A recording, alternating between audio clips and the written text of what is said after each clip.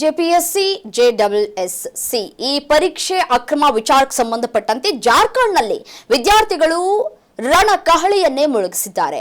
ಏನಾಗ್ತಾ ಇದೆ, ಸದ್ಯ ಪರಿಸ್ಥಿತಿ ಹೇಗಿದೆ, ಡೀಟೇಲ್ಸ್ ನಿಮ್ಮ ಮುಂದೆ ನೋಡಿ. ಜೆಪಿಎಸ್ಸಿ ಜೆಡಬ್ಲ್ಯೂಎಸ್ಸಿ ಪರೀಕ್ಷಾ ಅಕ್ರಮದ ವಿರುದ್ಧ ಆಕ್ರೋಶ ಹೆಚ್ಚಾಗ್ತಾ ಇದೆ.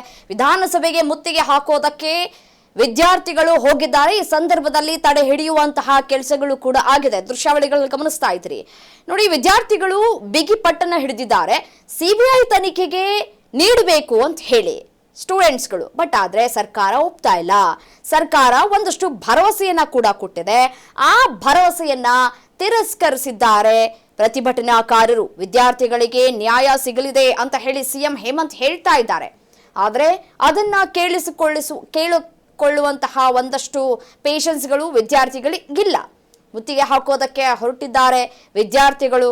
ಅವರ ಮೇಲೆ ಜಲಫಿರಂಗಿಯನ್ನ ಕೂಡ ಪ್ರಯೋಗ ಮಾಡಲಾಗಿದೆ ಅನ್ನುವಂತಹ ಮಾಹಿತಿ ಸಿಗ್ತಾ ಇದೆ ನೋಡಿ. ಜಾರ್ಖಂಡ್ನಲ್ಲಿ ಜೆಪಿಎಸ್ಸಿ ಜೆಎಸ್ಎಸ್ಸಿ ಪರೀಕ್ಷಾ ಅಕ್ರಮದ ಆರೋಪಕ್ಕೆ ಸಂಬಂಧಪಟ್ಟಂತೆ ವಿದ್ಯಾರ್ಥಿಗಳು ಪ್ರತಿಭಟನೆಯನ್ನ ನಡೆಸ್ತಾ ಇದ್ದಾರೆ.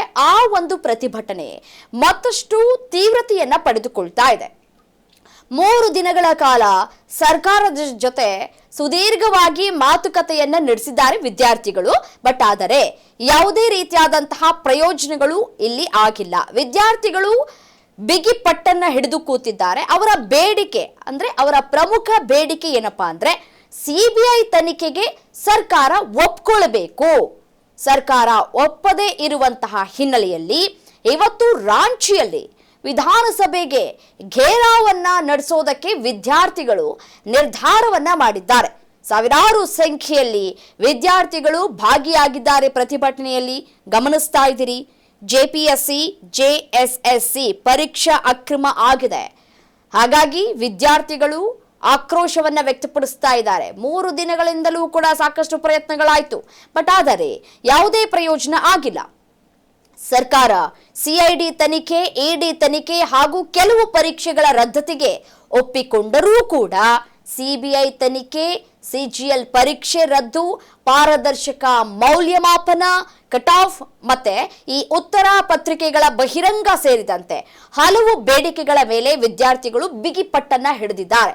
ಆ ಬಿಗಿ ಪಟ್ಟನ್ನ ಸಡಿಲಿಕೆ ಮಾಡುವಂತಹ ಲಕ್ಷಣಗಳು ಇಲ್ಲಿ ಕಾಣಸಿಗ್ತಾ ಇಲ್ಲ. ಪ್ರತಿಭಟನೆ ತೀವ್ರ ಸ್ವರೂಪವನ್ನ ಪಡೆದುಕೊಳ್ತಾ ಇದೆ. ಪ್ರತಿಭಟನೆ ಹಿನ್ನೆಲೆಯಲ್ಲಿ ರಾಂಚಿಯಲ್ಲಿ ಭದ್ರತೆಯನ್ನ ಕೂಡ ಬಿಗಿಗೊಳಿಸಲಾಗ್ತಾ ಇದೆ. ಅತಿ ಹೆಚ್ಚಿನಲ್ಲಿ ಪೊಲೀಸರನ್ನ ನಿಯೋಜನೆ ಮಾಡಲಾಗ್ತಾ ಇದೆ. ಶಾಂತಿಯುತ ಪ್ರತಿಭಟನೆಗೆ ಪೊಲೀಸರು ಅವಕಾಶವನ್ನ ಕೊಡ್ತೀವಿ ಅಂತ ಕೂಡ ಹೇಳಿದ್ದಾರೆ.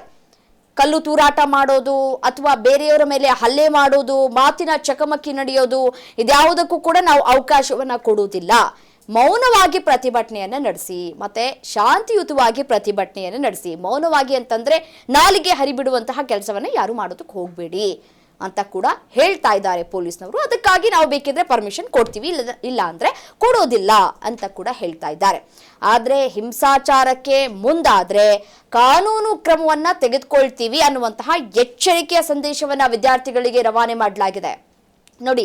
ಬ್ಯಾರಿಕೇಡ್ಗಳಿಗೆ ಮುಳ್ಳು ತಂತಿಯನ್ನ ಅಳವಡಿಸಿರೋದನ್ನ ಬಿಜೆಪಿ ನಾಯಕ ಚಂಪೈ ಸೊರೇನ್ ಅವರು ಖಂಡಿಸಿದ್ದಾರೆ. ಸರ್ಕಾರದ ವಿರುದ್ಧ ವಾಗ್ದಾಳಿಯನ್ನ ಕೂಡ ನಡೆಸ್ತಾ ಇದ್ದಾರೆ.